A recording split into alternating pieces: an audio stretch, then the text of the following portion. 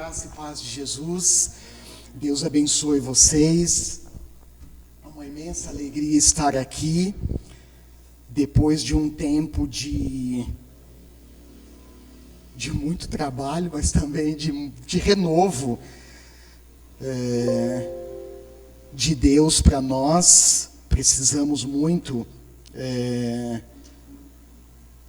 sermos abastecidos e renovados para que a gente continue a missão e a vocação que recebemos do Senhor.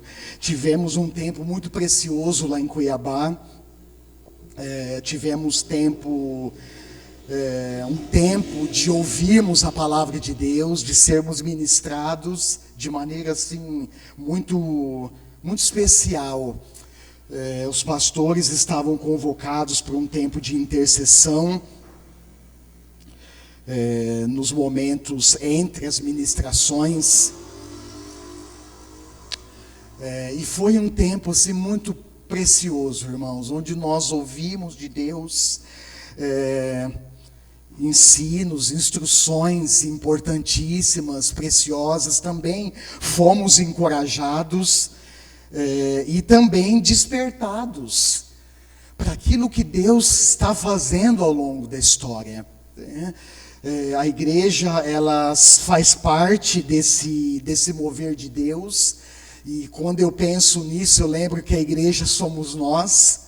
A igreja foi chamada, foi levantada por Deus, assim como Ele levantou os profetas e os apóstolos para darem sequência na missão. Deus levanta a sua igreja, a igreja somos nós. E essa missão continua através da nossa vida. E a gente não pode perder isso de vista. Então nós ouvimos coisas tremendas, nós vimos o mover do Espírito naquele lugar, tocando pessoas, curando pessoas, libertando pessoas. Foi um tempo muito precioso. E nós também, pastores e líderes, tivemos um momento de reabastecer, de termos as forças renovadas para continuar a missão. Amém? Irmãos, essa noite eu quero compartilhar com vocês um texto muito interessante da palavra de Deus.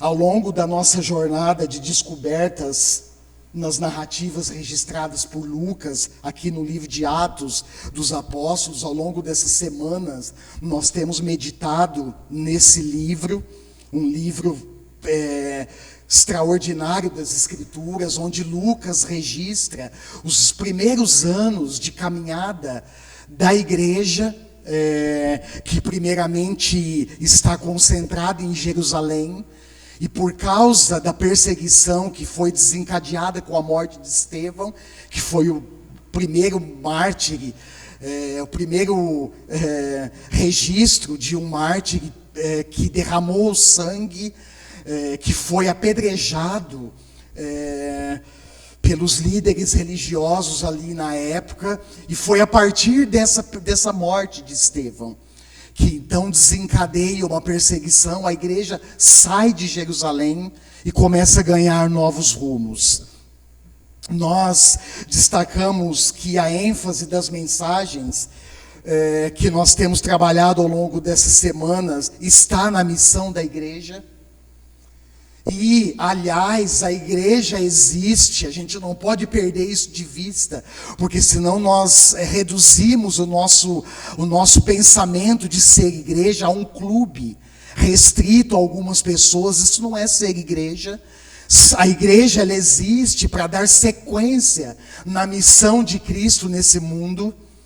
E nós vimos, irmãos, anteriormente, que essa missão, ela inicia com Deus, ela tem o seu ponto de partida em Deus, ela é primordialmente de Deus, que está em missão desde a fundação do mundo, aliás, antes da criação do mundo, e que revela o seu Filho ao mundo.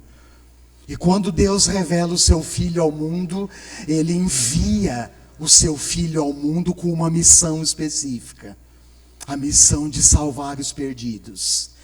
E Jesus então passa, quando ele chama os discípulos, ele treina, ele capacita esses discípulos e diz que assim como ele foi enviado, agora ele envia os seus discípulos, para que por meio deles o evangelho ganhasse novas proporções, novos alcances e muitas outras vidas fossem acrescentadas no reino de Deus. Então é para isso que nós estamos aqui.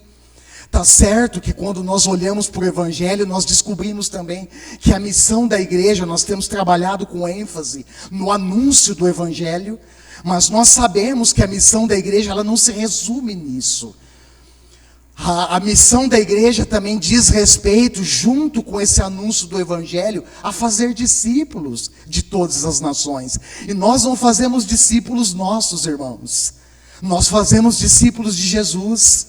Nós não fomos chamados para fazer discípulos nossos, mas nós somos chamados para fazer discípulos de Jesus.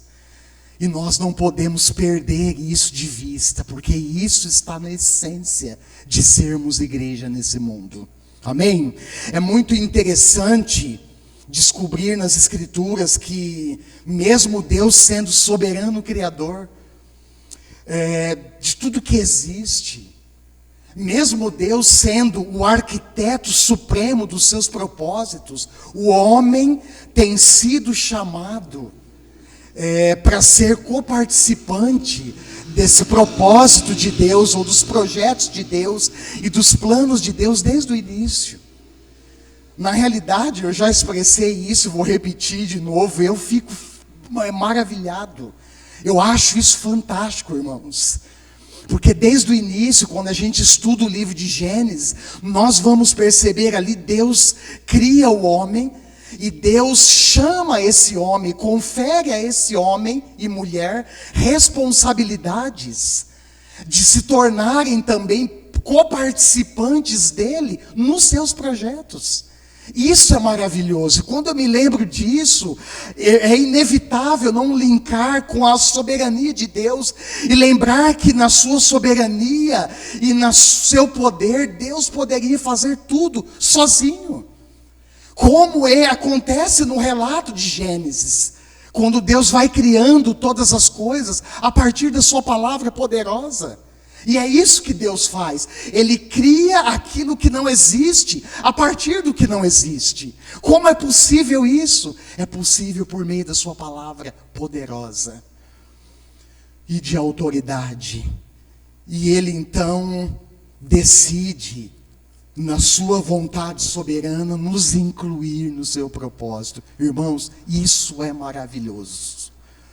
Agora, ao mesmo tempo, uma questão que me pega e que me confronta muitas vezes quando eu lembro dessa questão, desse princípio, é o que nós temos feito com o privilégio e com a responsabilidade que nós recebemos de Deus de sermos coparticipantes com Ele nos seus propósitos. E aí eu fiz uma listinha aqui, vou passar rápido para não ficar muito tempo nela, mas é muito interessante, tem outros nomes que nós poderíamos anexar aqui. Deus faz aliança com Noé. Ser coparticipante com Deus está presente nas Escrituras, irmãos, é uma realidade.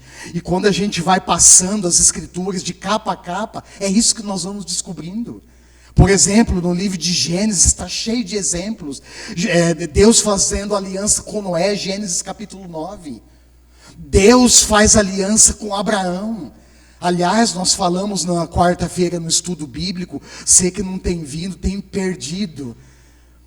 Deus tem nos abençoado tanto, irmãos, nesse estudo bíblico na quarta-feira. Eu tenho sido abençoado, estimulado, despertado, encorajado por meio da palavra de Deus. Nós falamos que Abraão foi um dos homens, eu falei pessoalmente, um comentário pessoal, que para mim, Abraão, além de ser chamado, ele recebe de Deus uma das promessas mais maravilhosas que um homem de carne e osso, que um ser humano fraco, falho, limitado poderia receber.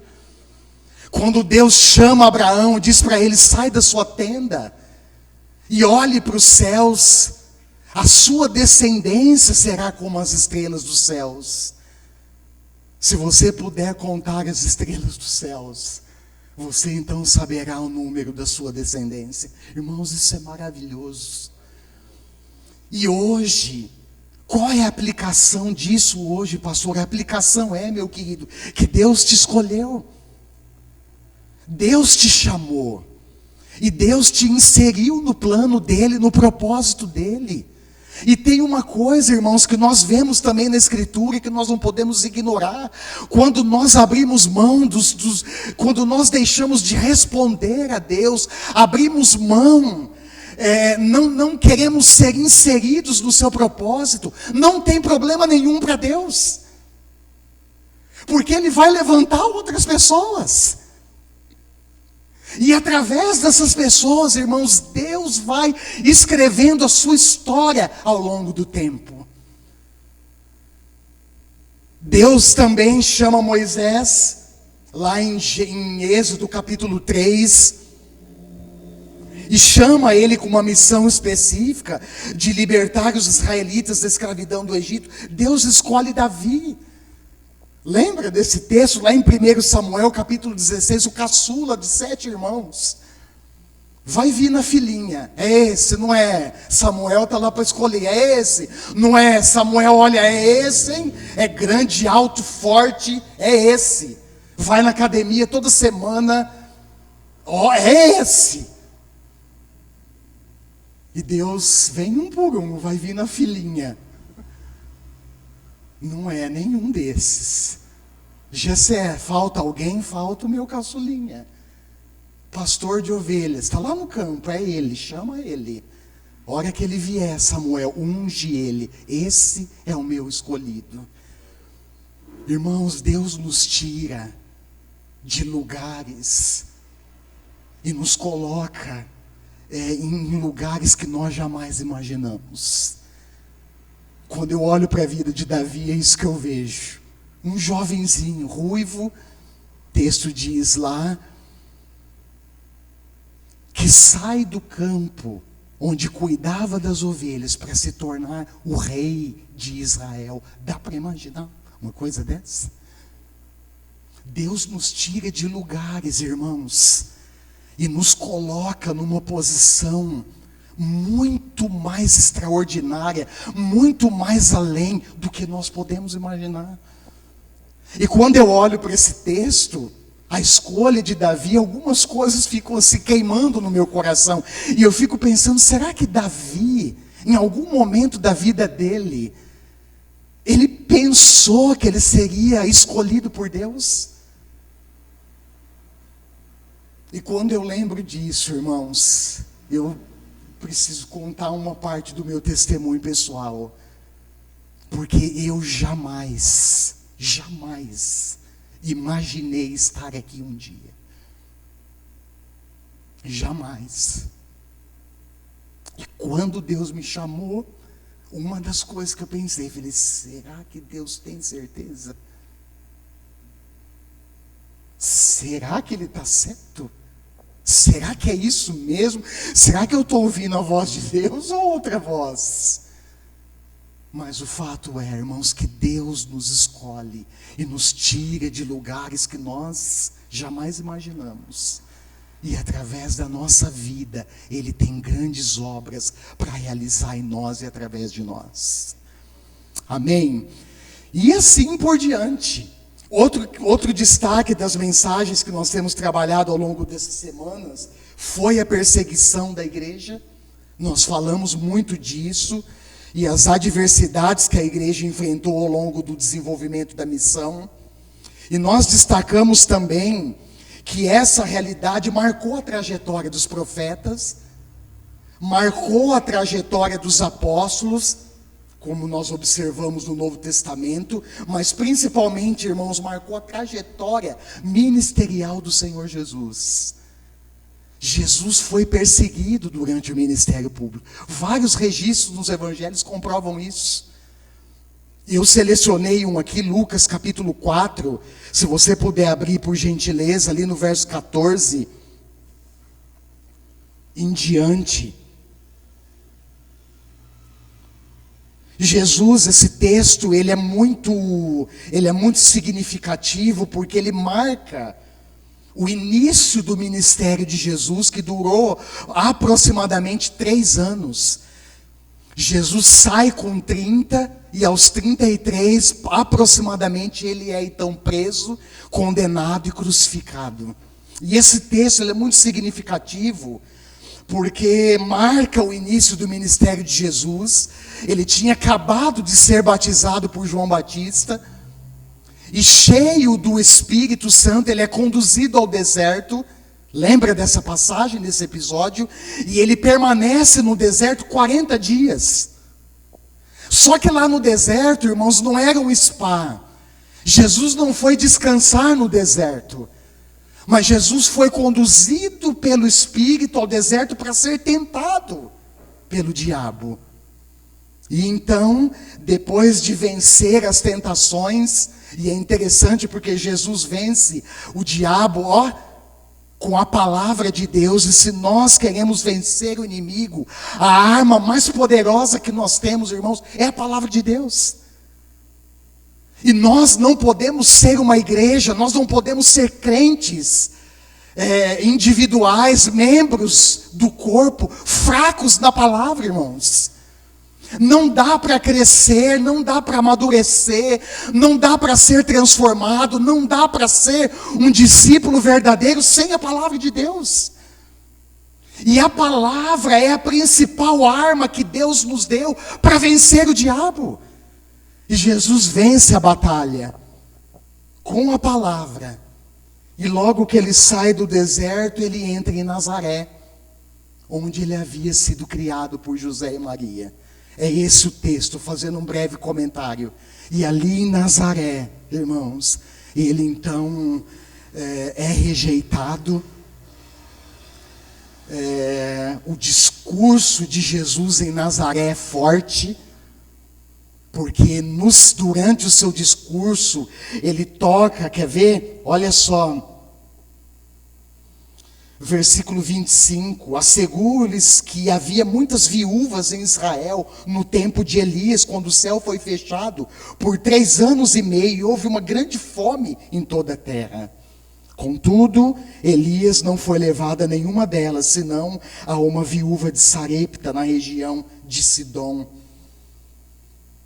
E havia muitos leprosos em Israel no tempo de Eliseu, o profeta. Todavia nenhum deles foi purificado, somente Naamã, que era o oficial do rei sírio. Jesus está dando um enfoque aqui aos gentios, que por crerem em Deus, foram abençoados. O exemplo da viúva e exemplo de Naamã. E quando Jesus toca nesse ponto, os religiosos se inflamam contra ele. E o texto diz na sequência, olha só, verso 29, levantaram-se e expulsaram-no da cidade. E o levaram até o topo da colina sobre a qual fora construída a cidade, a fim de atirá-lo precipício abaixo. Mas Jesus passou por entre eles e se retirou. A vida de Jesus foi ameaçada em vários momentos. Jesus passou adversidades, irmãos, no ministério. E quando eu lembro disso, a igreja foi perseguida, os apóstolos foram perseguidos, os profetas foram perseguidos. E quando eu penso nisso, eu lembro, fazendo uma aplicação para a igreja hoje, que nós enfrentaremos ao longo dessa missão adversidades, irmãos. As adversidades e as dificuldades, elas sempre surgirão diante da igreja, que é fiel em cumprir a missão. A igreja, eu estava me lembrando disso, nunca se sentirá segura e confortável nesse mundo. Sabe por quê?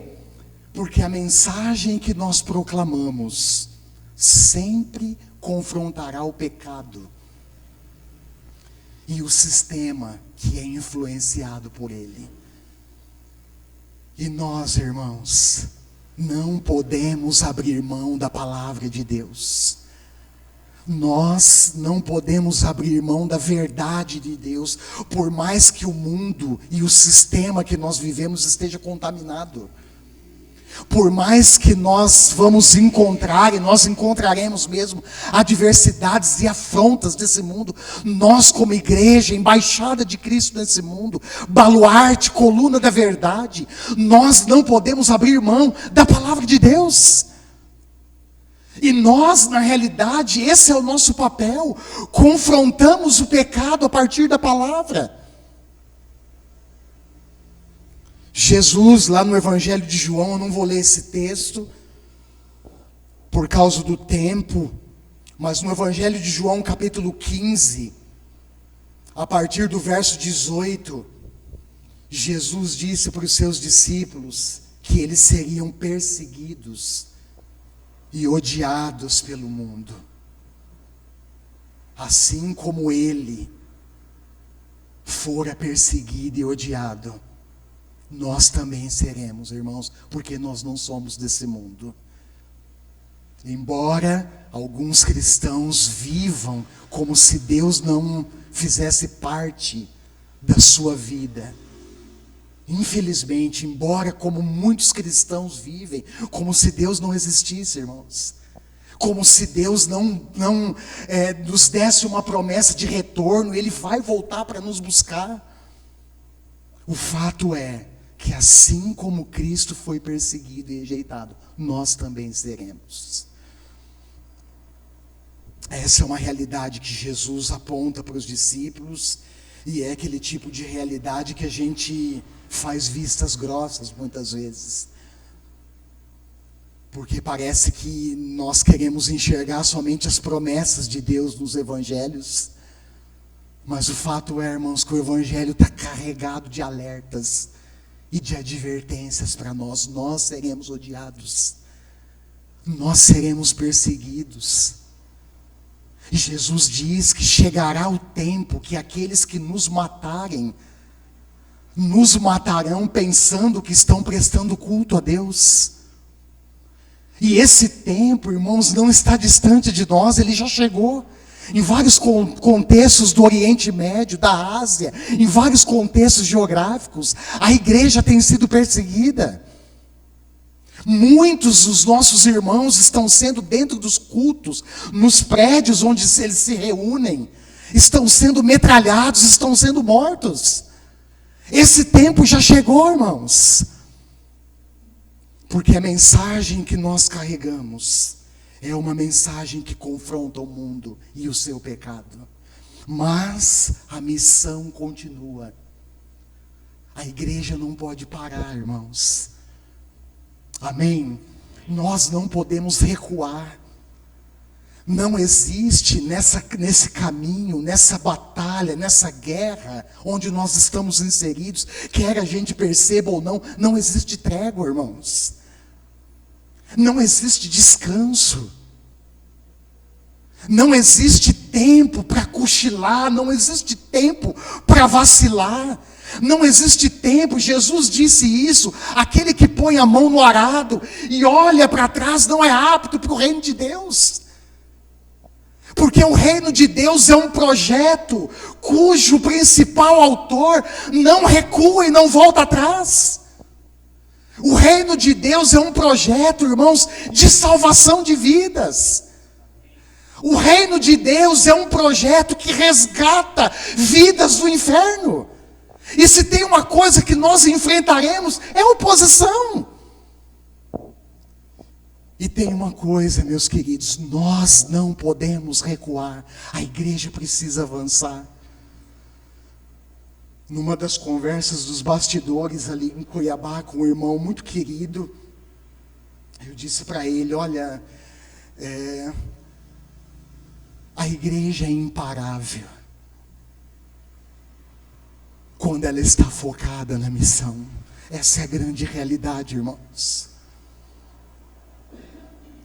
A força que nós temos, grave isso que você vai ouvir agora. A força que nós temos quando nós unimos as nossas forças, irmãos. O poder do Espírito que está em nós faz de nós uma igreja imparável. Só que muitas vezes, irmãos, eu vejo uma igreja distraída. Só que muitas vezes eu vejo uma igreja desconectada da missão. Só que muitas vezes, irmãos, eu vejo o inimigo nos distraindo com tanta facilidade. Só que muitas vezes, irmãos, eu vejo o inimigo semeando contendas entre nós, e nós damos trela, e nós damos ouvidos, nós caímos nas armadilhas do diabo, e há contendas entre nós, irmãos, há diferenças não tratadas, há feridas que não foram curadas,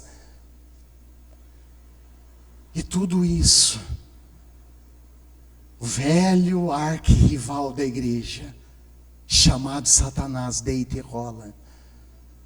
Tudo isso é para nos distrair da missão, irmãos. É para nos tirar do foco. Mas eu tenho essa convicção, a igreja no poder do Espírito, unida e focada na missão, é uma igreja imparável. E hoje, dá mais um enter, o tema é esse, foco na missão. Tem um texto, irmãos, muito interessante. Abre comigo Neemias capítulo 6. Esse é o texto base da nossa reflexão. A partir desse texto, que aliás é um texto, uma narrativa histórica, que carrega em si detalhes muito específicos, mas eu fui conduzido pelo Espírito Santo a uma reflexão a partir desse texto.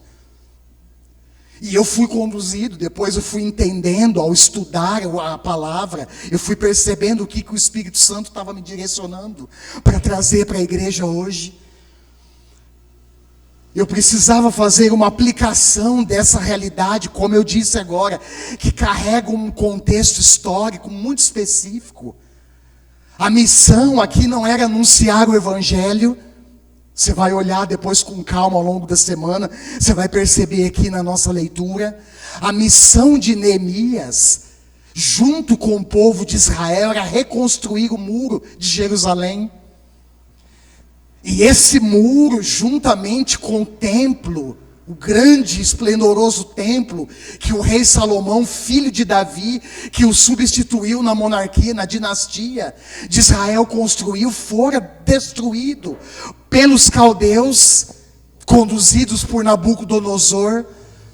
Nabucodonosor invade Jerusalém, destrói o templo, saqueia o templo, acaba com tudo, destrói os muros. E Deus levanta esse homem chamado Neemias, que nessa época, ele era copeiro do rei. E então, irmãos, Neemias convoca, junta forças para reconstruir o muro de Jerusalém.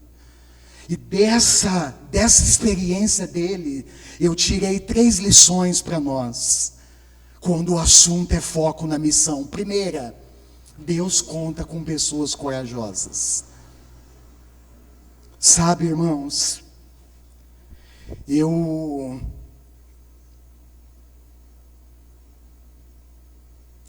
fico pensando que ser discípulo de Jesus envolve riscos e grandes desafios. É ou não é? Eu não sei você, na sua trajetória, se tudo é calmaria. Na minha não é tudo calmaria, não. Desde o início, irmãos, foi batalha. E continua sendo um grande desafio seguir os passos de Jesus. E uma das coisas que eu penso é que Deus escolhe pessoas corajosas para para inseri-los na missão. E se você está aqui hoje me ouvindo a palavra de Deus, você é corajoso. Olha para a pessoa que está do seu lado, fala para ela isso. Afirma, declara essa verdade para ela. Você é corajosa. Você é corajoso. Porque você um dia ouviu a voz de Deus e respondeu. Só que tem uma coisa, irmãos, que nós não podemos esquecer ao longo do caminho, que quando nós respondemos à voz de Deus, nós somos inseridos no seu propósito. E os propósitos de Deus, irmãos, nunca foram fáceis. Eu poderia dar vários exemplos da Bíblia, mas um deles, no Antigo Testamento, vamos pegar o Antigo Testamento, é quando Deus tira os israelitas do Egito. Lembra? Foram tantos anos de servidão, de escravidão, de sofrimento, sob o jugo de Faraó. E Deus então liberta os israelitas e dá para eles uma promessa. Porque os propósitos de Deus são acompanhados de promessas. Só que o problema é que a gente só quer segurar a promessa. Crente gosta de tomar posse, né? Toma posse, meu irmão, da promessa. Toma posse da bênção. Mas as promessas, irmãos, elas vêm acompanhadas do propósito. Ah, pastor, vou dar um jeitinho de desvincular a promessa de propósito. Será que dá certo? E Deus então dá uma promessa. Qual era a promessa? Que Ele tinha dado para Abraão lá atrás. Porque Abraão foi um peregrino em Canaã. E Deus disse, olha, está vendo essa terra onde você está, Abraão? Como estrangeiro hoje, essa terra será da sua descendência. E depois de muito tempo, os israelitas então acessam Canaã. Mas até chegar a Canaã, irmãos, teve batalha, teve provação no deserto, teve escassez no deserto, teve perseguição dos inimigos, teve afronta dos inimigos. E Deus nos chama, Deus chama e conta com pessoas corajosas, irmãos. Porque no caminho, no cumprimento da missão, nós vamos enfrentar desafios.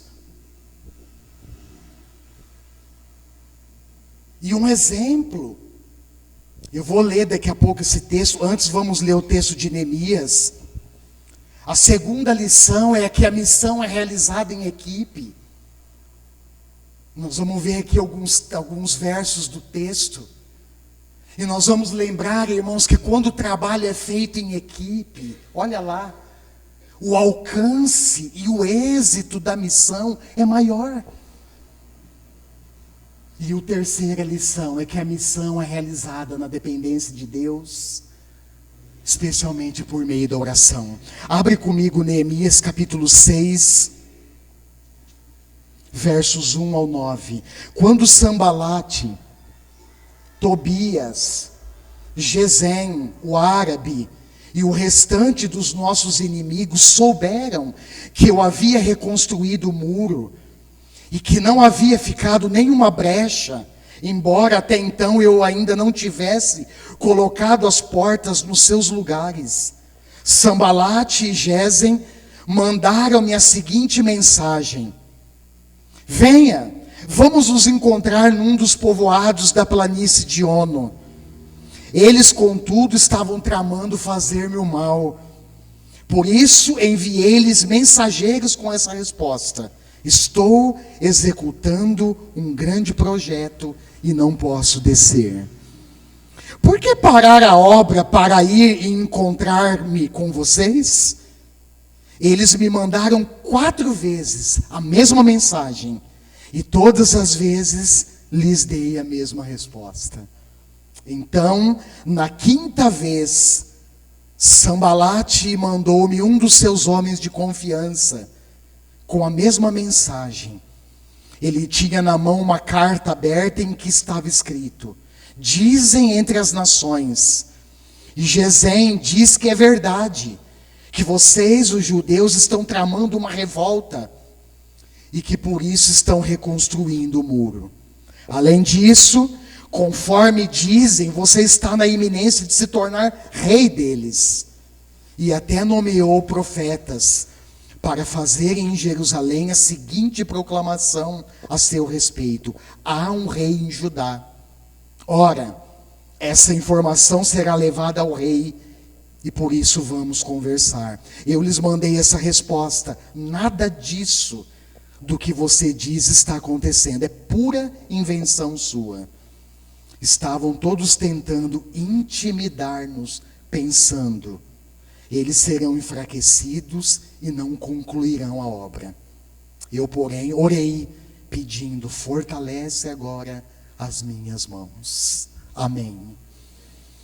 E desse texto, irmãos, do contexto também aqui, contexto imediato e anterior e posterior, nós descobrimos as 3 lições.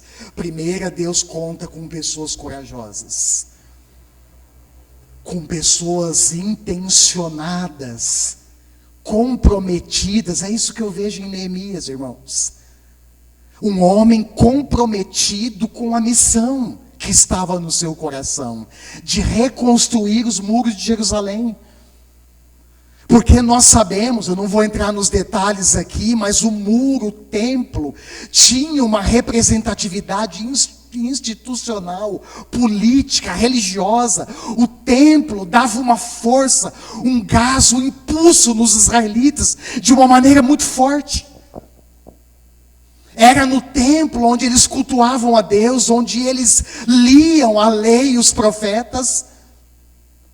E Neemias, ele vive uma experiência dramática, porque ele nasce no cativeiro. Ele não conhecia Jerusalém. Mas o texto diz no seu contexto, depois você olha e estuda na sua casa, que quando ele chega em Jerusalém, ele percorre a cidade durante 3 dias.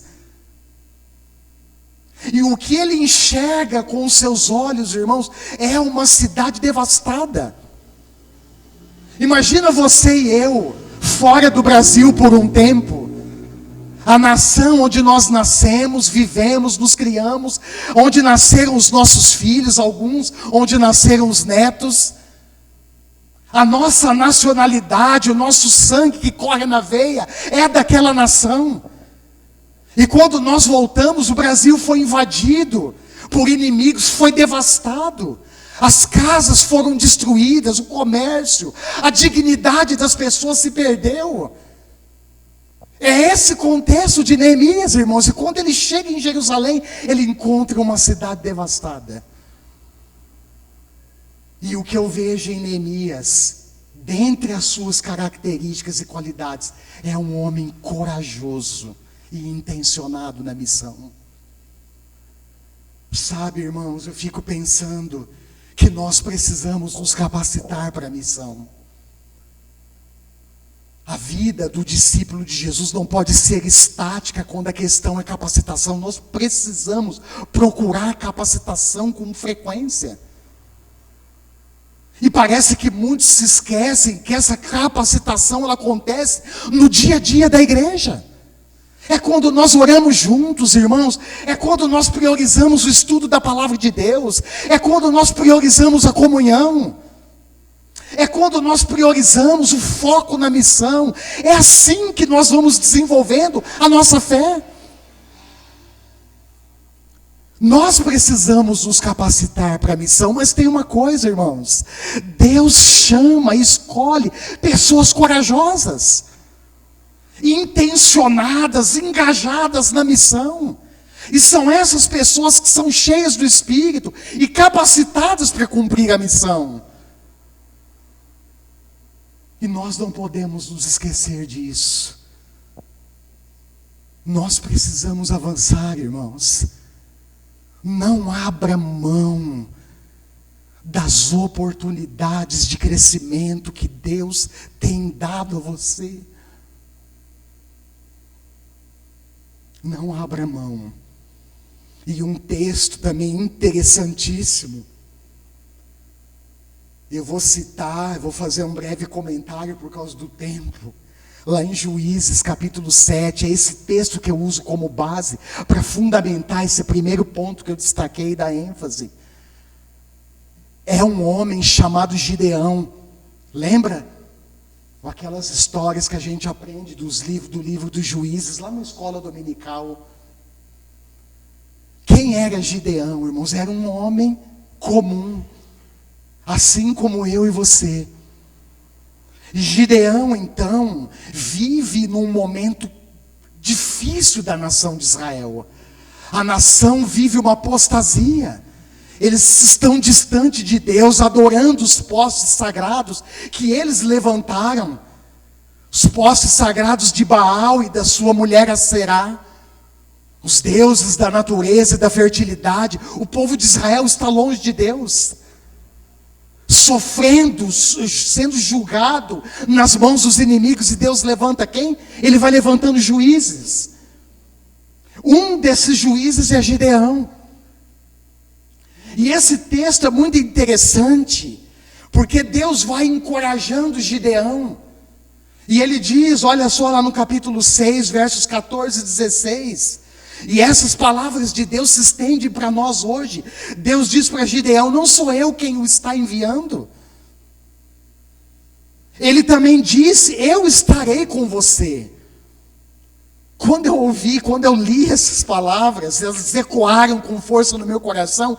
Eu me lembrei das promessas de Jesus para os discípulos na Galileia, após a sua ressurreição. Mateus 28, verso 20, quando Jesus diz: olha, eu estarei com vocês todos os dias até o fim dos tempos. Deus nos chama, Ele nos capacita, irmãos, e Ele caminha conosco na missão. Nós não estamos sozinhos. Parece que por vezes nessa jornada nós nos sentimos sozinhos.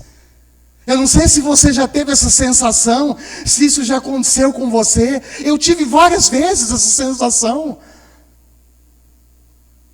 de que eu estava sozinho, mas quando eu volto a olhar para a palavra de Deus, eu percebo, irmãos, que Deus está conosco, não só nos capacitando, mas nos acompanhando na missão. E Deus chama Gideão e diz: olha, Gideão, através de você, estou resumindo a história, eu vou livrar os israelitas das mãos dos midianitas. E o texto é muito interessante, porque tinha os homens que estavam reunidos para combater os midianitas, eram cerca de 22 mil. Mas quando Deus faz um teste básico, pergunta aí, Gideão, quem está tremendo, quem está tremendo as bases. Dá uma sondada aí no acampamento, pergunta quem está com medo de enfrentar os inimigos. De 22, sabe quantos? 22 mil. Sabe quantos sobram, irmãos? 10 mil. Quantos se foram tremendo nas bases? E aí Deus faz mais um teste. E sabe o que eu fico pensando, irmãos, com isso? Que Deus vai nos testando ao longo do caminho.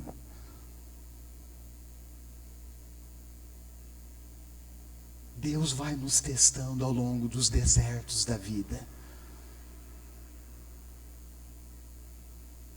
E Ele vai separando, como Ele fez aqui, os corajosos e aqueles que estão dedicados à missão. Se eu não tiver, pastor, se nós não tiver, Deus vai levantar outros. E Deus faz mais um teste. Gideão faz o seguinte: leva a turma para beber água no riacho. Aqueles que se ajoelharem para beber água, separa daqueles que beberem a água lambendo, igual faz cachorro, do que tinha sobrado. Sabe quantos restaram? 300 homens. Corajosos. ligados, focados na missão de combater o inimigo. E foi com esses 300 homens que Deus deu a vitória para Gideão e o seu exército. E foi muito interessante como Deus deu vitória. É aquelas coisas que a gente pensa, é coisa de Deus. E aí a gente tenta explicar as coisas de Deus. Sabe o que eu digo? Tem coisa que não dá para explicar, irmãos. Porque esses 300 homens, cada um estava com um jarrinho de barro na mão. Uai, espada. E o escudo, e os arcos, e as lanças. Um jarrinho de barro, com uma velinha acesa lá dentro. E Deus disse, olha, quebra esses vasos e grite por Deus e por Gideão.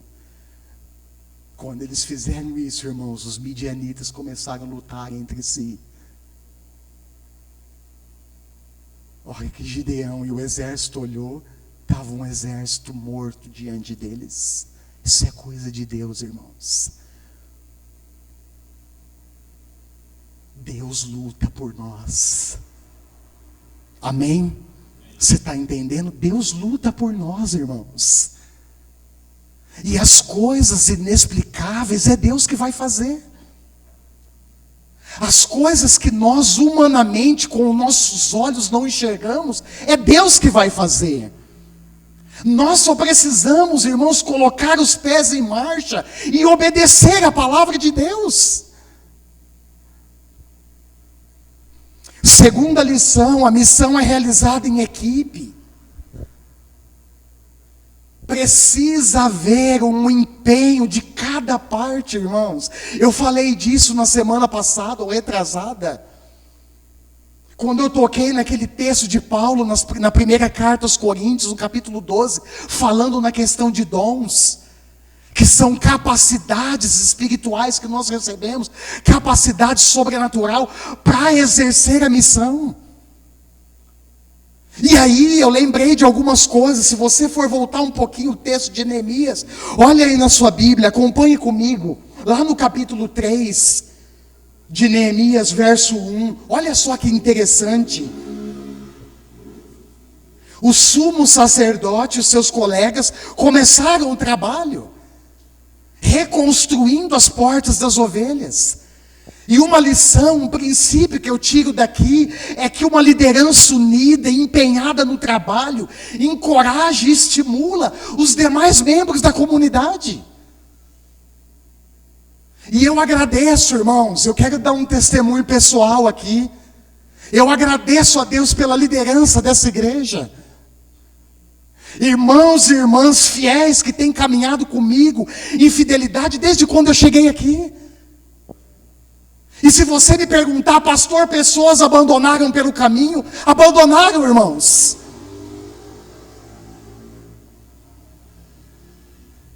Tiraram a mão do arado, viraram as costas. Mas eu agradeço a Deus porque Deus levantou nessa comunidade líderes fiéis, que tem caminhado com foco na missão. E lembre, irmãos, que a igreja não é minha. E se lembre que a igreja não é nossa. Eu me lembro quando eu cheguei aqui, muitas pessoas saíram. Ah, o pastor saiu, eu também estou saindo. Que mentalidade reduzida. Isso não é reino de Deus, irmãos. O reino de Deus, meu querido, não esqueça, vai muito além dessa mentalidade reduzida.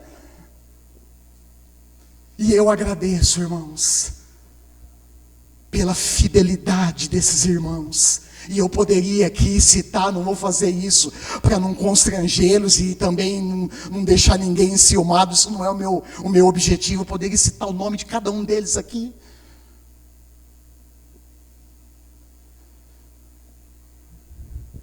Só que tem outra coisa, irmãos. A missão é para todos. A missão não é para o pastor somente, não é para a liderança, a missão é de todos, é para todos. Mas a liderança tem um papel importante, um papel fundamental, porque ela ensina pelo exemplo. Infelizmente, alguns líderes lhe ensinam pelo exemplo negativo. Mas muitos ensinam por um exemplo verdadeiro, positivo e fiel. Graças a Deus por isso.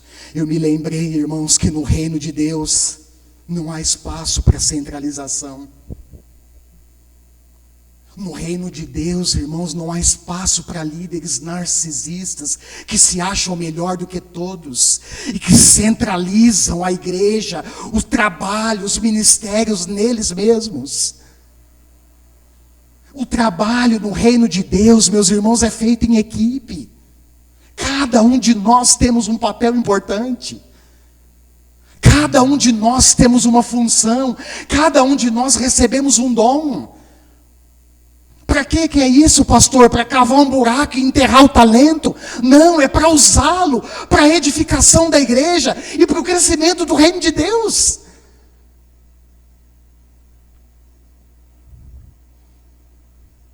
No reino de Deus, as experiências em decorrência da missão são vivenciadas em grupo.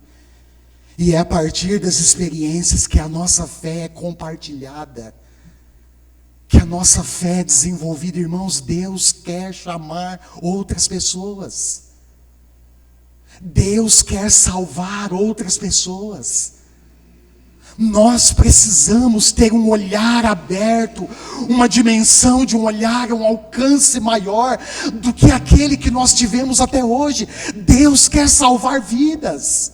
Deus quer salvar e acrescentar pessoas no nosso meio. E Ele faz isso através de você, através de mim. Ele faz isso através de nós. Mas nós precisamos de foco na missão, irmãos.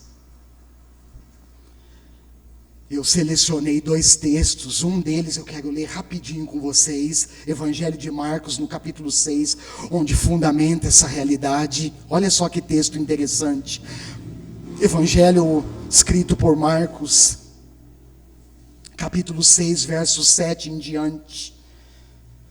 Então Jesus passou a percorrer os povoados, ensinando, chamando os 12 junto de si, e enviou-os de 2 em 2.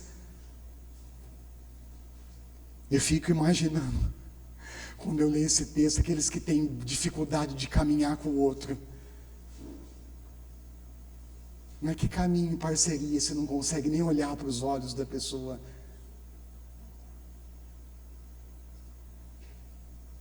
E eu fico pensando, vou além, irmãos, não está escrito aqui, mas as entrelinhas eu fico imaginando, Jesus chamando aqueles mais carrancudos, vai com esse, forma dupla com esse, Pedro, forma dupla com Simão,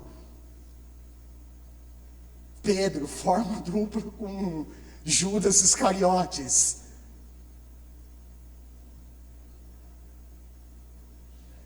André, forma dupla com Tomé.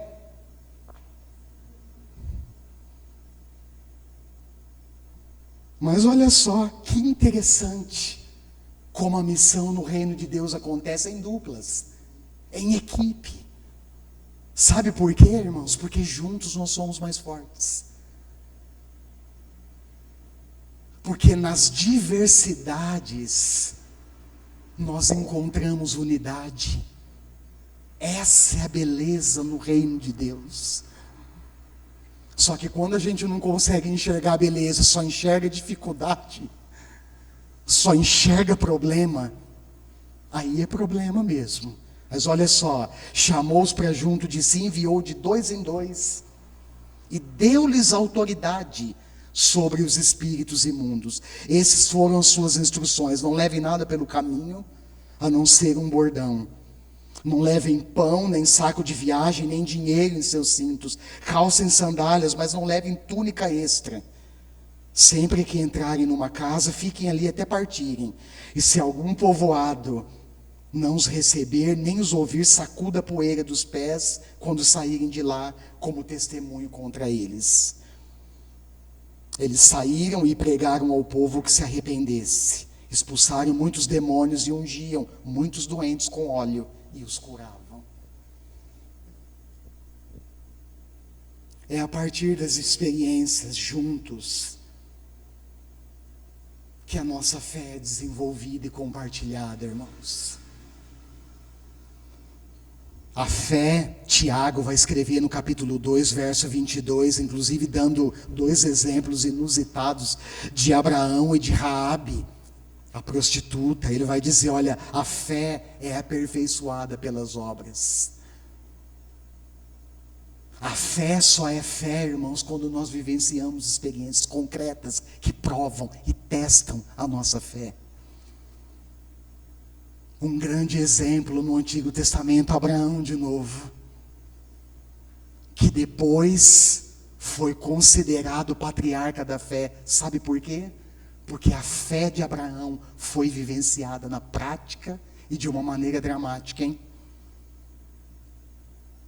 Esposa estéril, idosa, ele idoso, 100 anos. Recebem a promessa de Deus, a promessa para se cumprir, passou-se 25 anos, o menino nasce. E quando nasce, Deus fala, Abraão, é o seguinte, sacrifica esse menino para mim. O que o texto diz, irmãos? Que Abraão pôs o pé na estrada. Pegou o punhal, as lenhas, e foi sacrificar o menino. A fé só é fé quando nós vivemos experiências concretas que provam e testam a nossa fé. E por último, eu já vou passar para a conclusão, a terceira lição é que a missão é realizada na dependência de Deus. Sem Deus, irmãos, sem a presença dele conosco, sem a graça dele, sem a presença e poder do Espírito Santo, nós nada podemos fazer. E Neemias nos dá um exemplo, com uma atitude, lá no capítulo 2, verso 5, se você acompanhar, você vai ver que a primeira atitude de Neemias foi orar a Deus. E é impressionante, eu falei disso aqui anteriormente, como a oração, ela move a mão de Deus ao nosso favor.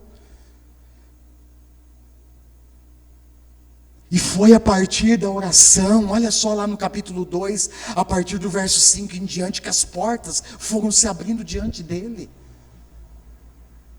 Irmãos, receber o favor de um rei pagão, de um rei ímpio, de um rei que carregava para si, que assegurava para si, não só o poder, mas um status de divindade, de filho, de alguém divino, era algo muito difícil.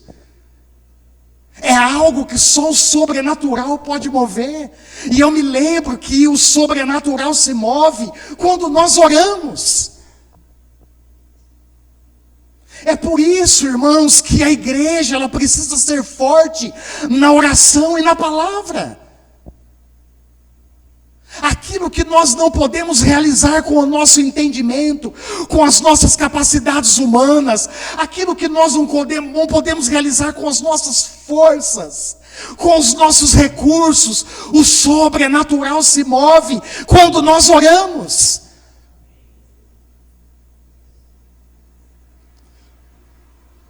Mas a reunião de oração continua sendo a menos frequentada na vida da igreja.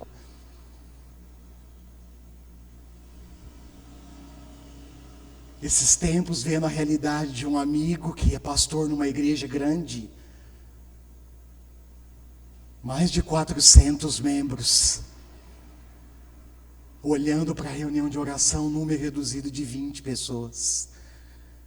Eu fico pensando, cadê o povo de Deus para orar?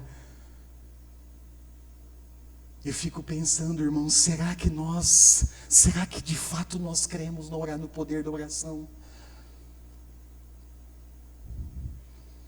Neemias começa com oração. Essa é a atitude que ele nos ensina. A partir da oração, as portas vão se abrindo. O rei é favorável ao pedido de Neemias de se ausentar do reino, de ir para uma terra distante, deixar a sua função, lembrando que ser copeiro do rei era uma alta posição, porque Neemias estava no papel de poupar a vida do rei, porque antes de levar o vinho, a presença do rei para ele provar, quem provava antes era Neemias, e se tivesse veneno no vinho, quem morria primeiro era Neemias.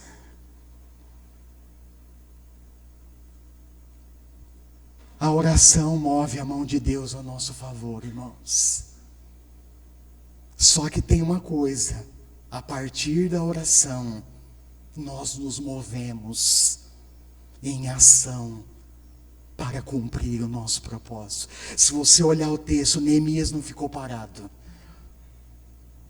Se você for olhar o texto com atenção, Neemias e o povo judeu não ficou de braços cruzados. Vamos esperar Deus mandar um raio do céu, vamos esperar Deus fazer alguma coisa sobrenatural. Deus já havia feito, agora era a parte deles que eles precisavam fazer.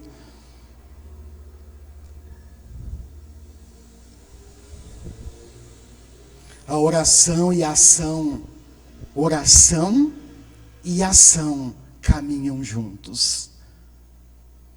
A oração não exclui a ação, e a ação não exclui a oração.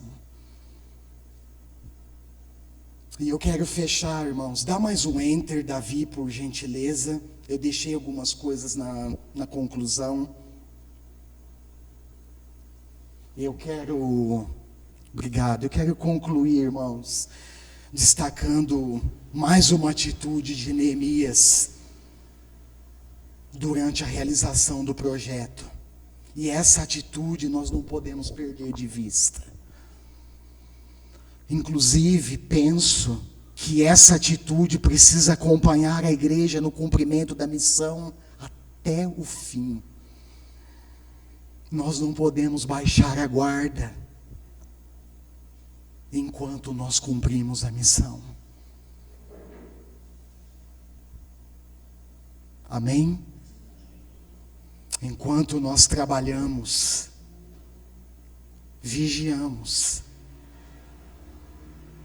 e mantemos as armas que estão à nossa disposição firmes nas nossas mãos. Soldado que abandona a arma na guerra, irmãos, está fadado a ser alvejado e morto. E eu quero lembrar, quando eu olho para o texto e identifiquei isso, que o inimigo vai usar toda a sua astúcia, todas as estratégias e recursos possíveis para tentar nos intimidar e nos tirar do foco. Mas olha só, acompanha comigo Neemias 4, verso 13, olha que interessante, olha esse texto, que impressionante. Neemias 4, verso 13. Por isso, eles estão, se você for olhar o contexto imediato, eles estão sofrendo oposição e intimidação por meio de dois homens, Sambalate e Tobias, e esse Gesem aqui também.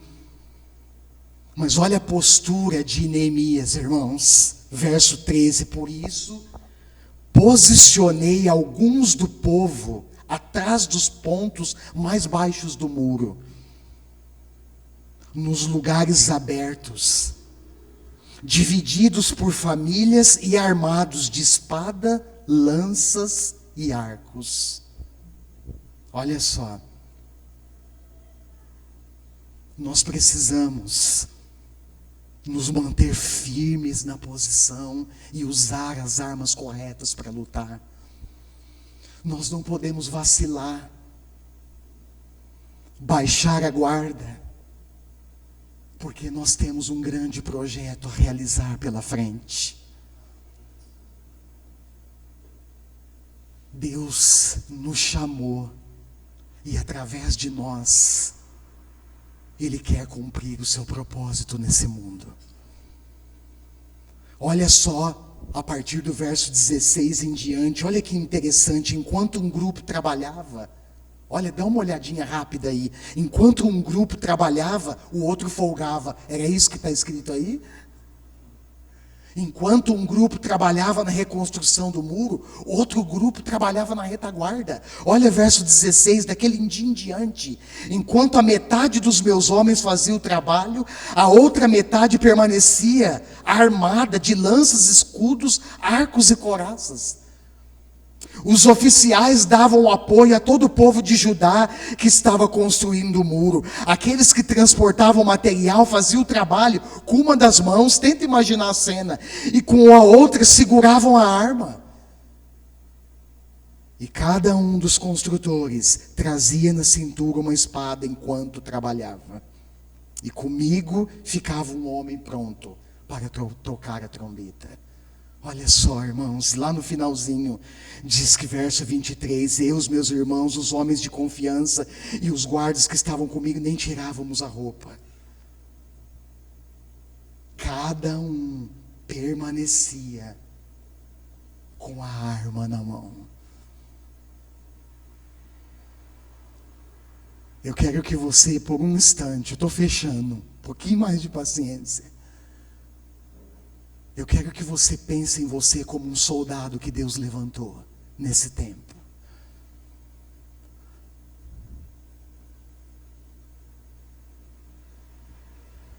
Em que posição você está? Você está em posição de batalha? Quais são as armas que estão nas suas mãos? Você tem armas nas mãos? E eu fiquei pensando, irmãos,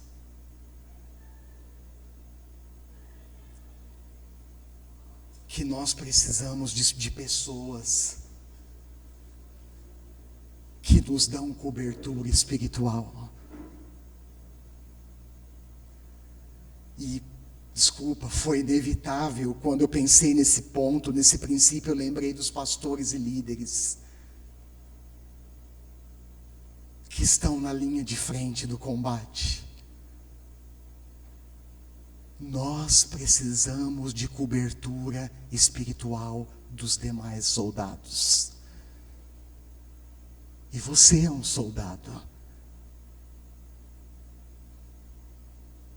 Eu estou fazendo um apelo para vocês, irmãos. Nós, pastores e líderes, precisamos da sua cobertura espiritual. O que isso significa? Que vocês precisam orar por nós, estarem na retaguarda frequentemente, mas que vocês também precisam arregaçar as mangas, colocar as mãos, os pés no chão, a arma na mão e seguir dando cobertura para nós ao longo da caminhada.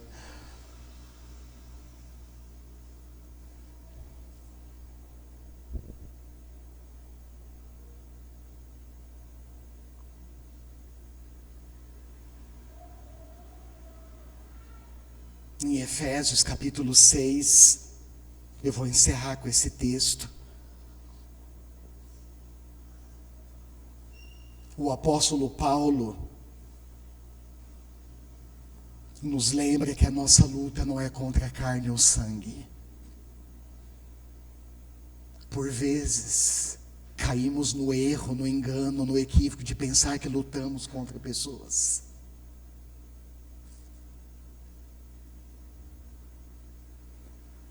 Mas Paulo é claro, irmãos, em instruir a igreja em Éfeso e dizer, olha, atentos, a nossa luta não é contra a carne ou sangue, mas ela é contra os principados e potestades que atuam nas regiões celestiais. Os nossos inimigos são invisíveis.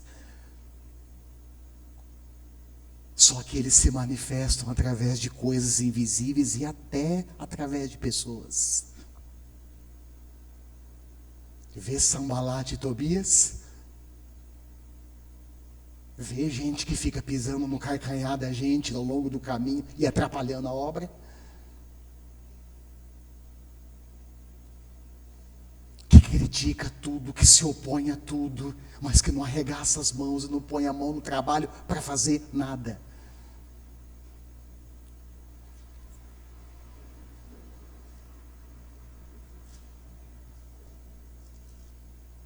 finalmente, Efésios 6:10 em diante, fortaleçam-se no Senhor e no seu forte poder.